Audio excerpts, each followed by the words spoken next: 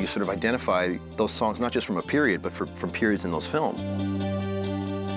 I remember at the time, part of the myth of John Hughes that we all knew about as young filmmakers was he sat at a desk and he played all this great music all the time, and that, you know, the music was a big part of what he did, and that was his sensibilities. Now, I have no idea if there's any truth to that.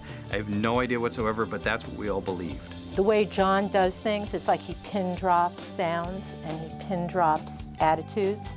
That's how he makes his films, which is highly unusual because he's on the pulse of something. He had his ear to the curb, so to speak, in terms of music.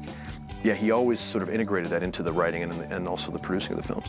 It's the way the songs were juxtaposed with the scenes that made them effective. I mean, the songs themselves are not super cutting edge, but they're used so well. They're not just dropped in there. You know, the timing is always impeccable.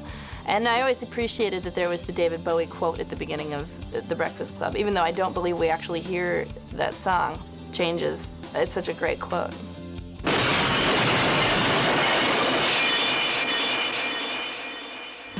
My proudest thing about Breakfast Club, it's more than anything, performances or characters or anything else.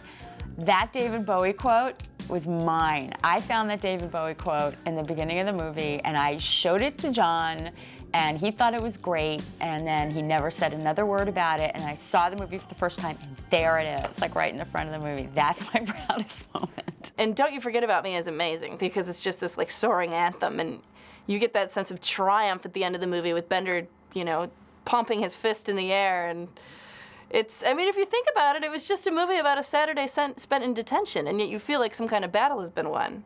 You know, that's effective use of music.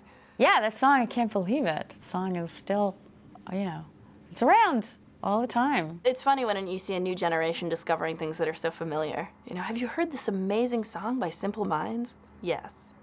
Yes, I have.